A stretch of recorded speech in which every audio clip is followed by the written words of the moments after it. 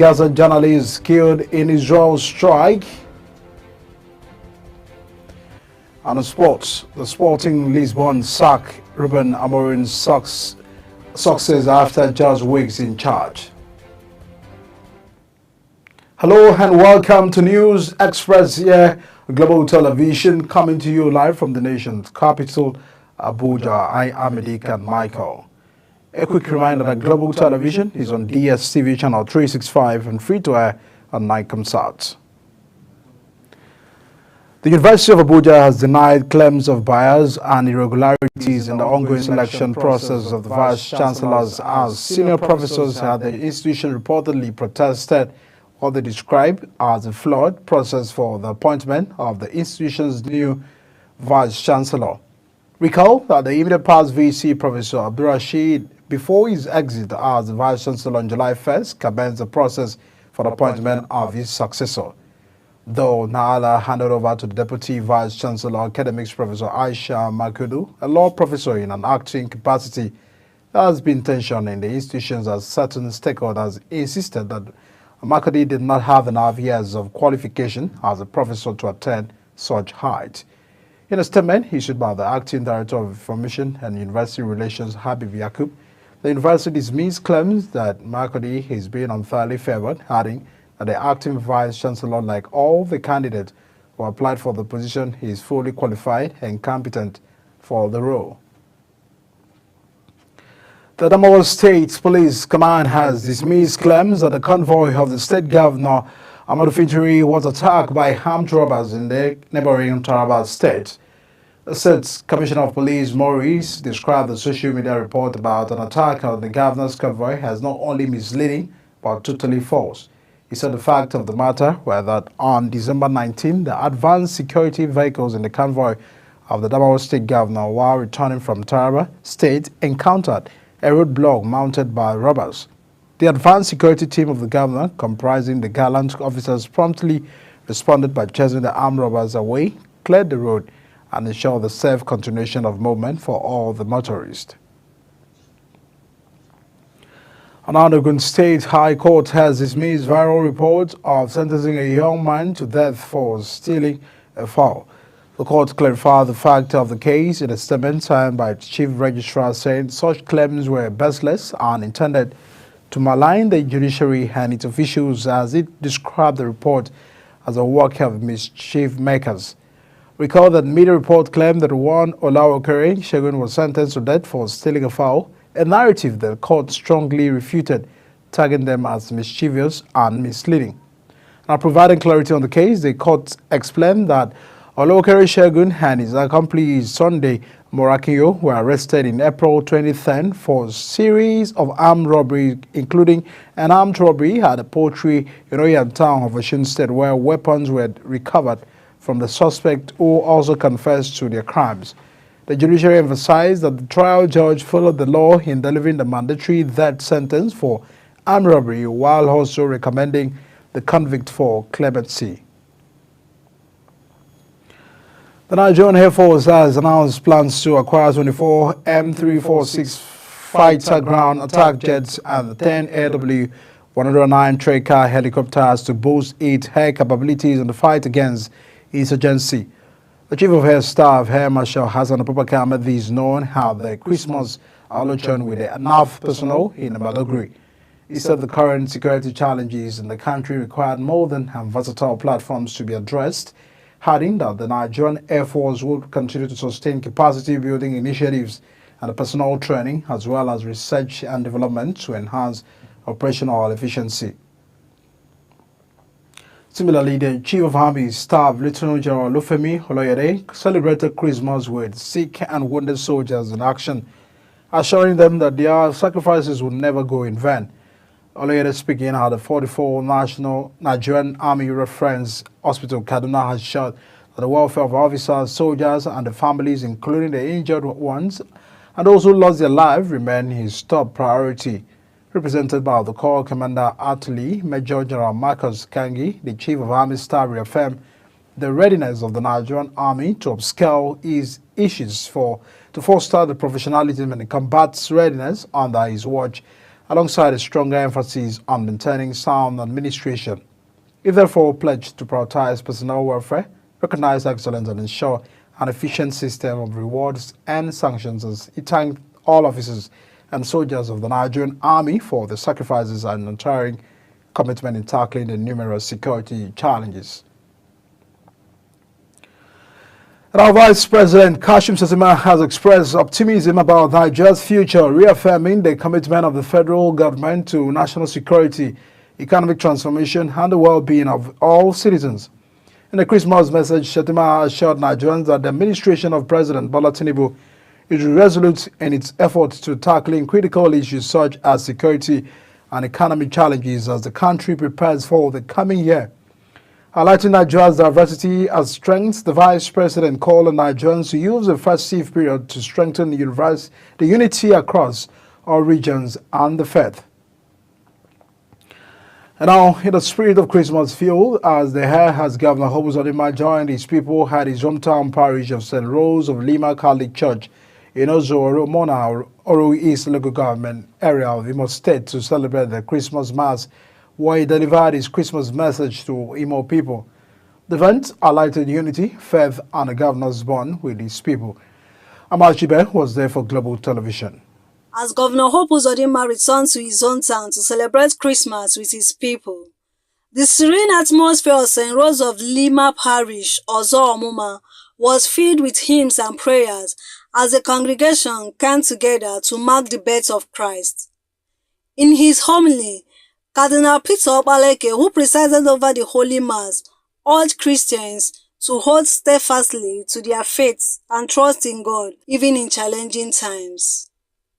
So, my dear brothers and sisters, as we celebrate today, as we celebrate this Christmas this year, and as we rejoice and share the joy that the Word has become flesh and is dwelling among us, let us open our hearts and welcome Him and allow Him to transform our lives so that we may become instruments of peace, justice, reconciliation, hope, and most importantly, brothers and sisters to one another. In Imo life during the Holy Mass, Governor Uzodinma expressed gratitude to God for the gift of life. He urged the people to embrace the values of love, peace, and unity, which are the essence of the Christmas season. Let us take advantage of the season to show love to our people, which is the reason for the season. As we celebrate this year's Christmas, I urge all Imo people, and indeed Nigerians, to show love to one another, irrespective of your political party, your religious affiliation. Let love lead us this Christmas. Let us shower love on our neighbors. Let us show love to our state. Let us show love to our country. The governor celebrates Christmas with his people. The occasion serves as a reminder of the importance of leadership rooted in compassion and connection to the grassroots. From Ozo Omoma in Oru East of Imo State, Amarachi Ibe reporting for Global TV News.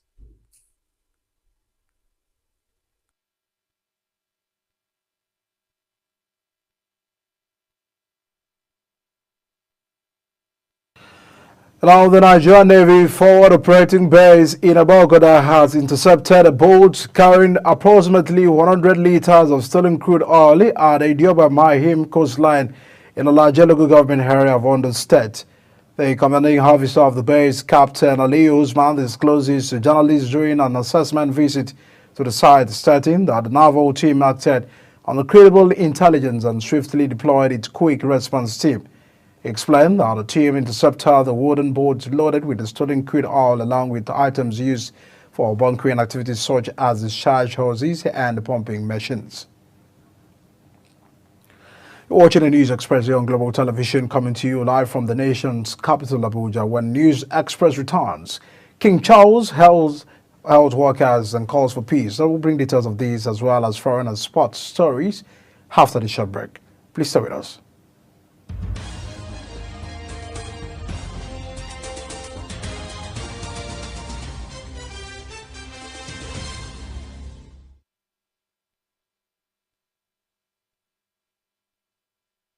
Welcome back and many thanks for staying with us. And now to business news.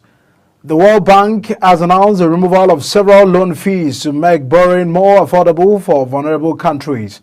The Global Bank disclosed this through a link posted on its official X handle, stating that the move is part of a broader effort to expand financial capacity and address urgent global challenges, including the climate change, inequality, and economic fragility. It further revealed that the bank had eliminated the prepayment premium on International Bank for Reconstruction and Development loans, introduced a grace period for commitment fees on disbursed balances, and extended its lowest pricing to small, vulnerable states.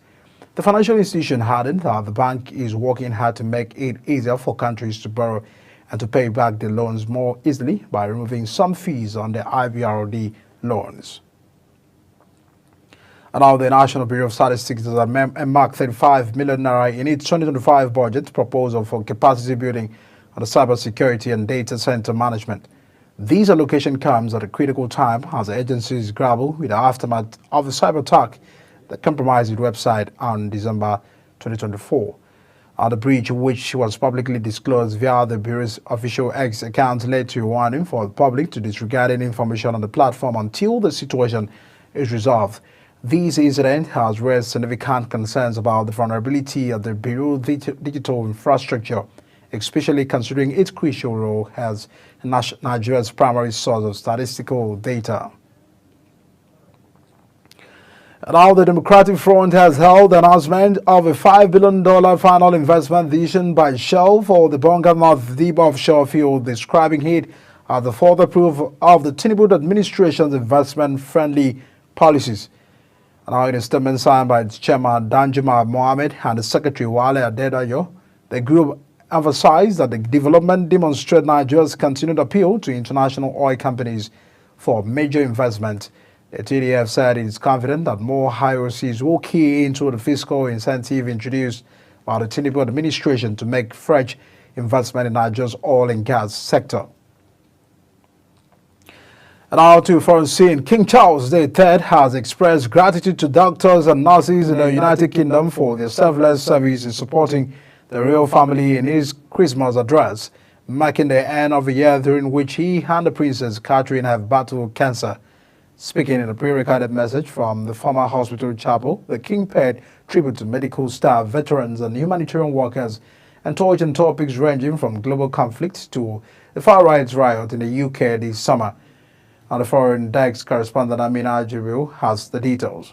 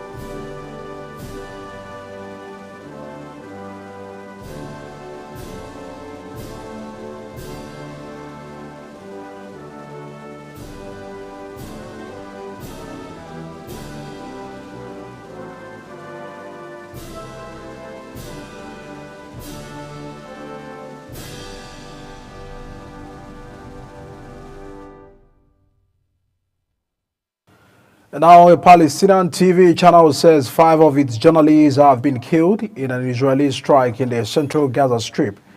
According to report, the journalists were in a goods van parked outside the Hawada hospital where the wife of one of the journalists was about to give birth in the central refugee camp. The channel posted a video of what it said was a burning vehicle with a press signage on the back doors. The Israeli Air Force said it had attacked in a targeted manner with intelligence guidance a vehicle with members of armed group Palestinian Islamic Jihad inside. And now Bangladesh has ordered a commission to investigate a failed 2009 army mutiny and subsequent crackdown, including the role of alleged foreign backers, the inquiry chief said. The violent mutiny sent shock waves through the South Asian nation and ended with the army crushing the mutineers with the scores arrested and sentenced to death. And now a previous official investigation into the mutiny, which left scars dealt blamed years of bent harbinger among ordinary soldiers who filed the appeals to pay rises and better treatment were ignored.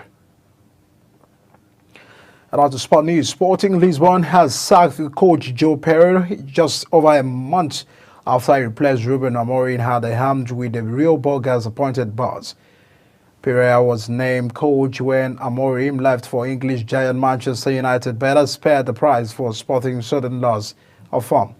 And a capital club who had 100% record in the Premier League this season before he took over the last top spot in the Portuguese top fight to Benfica following the 0-0 draw with the Gil Vicente last weekend. Chairman of the Nigeria Premier Football League, Benga, has declared that the minimum salary a club should pay players will be reviewed after the 2024-2025 campaign. Alebelea disclosed this during a roundtable discussed with newsmen in Akure, saying the league will not only track investors, show transparency, credibility, and professional refereeing. According to the former Director General of National Sports Commission, the league management will continue its zero tolerance for the hooliganism and any kind of violence at the match venues. Our former Golden Eaglet player Hamzat has said he aims to secure a place in the senior national team, the Super Eagles, ahead of the remaining World Cup matches in 2025. Algerian, based on his sterling performances for his League One team, lands in hopeful that the coach of the Super Eagles will consider him, as he believes he has the quality to compete at the highest level.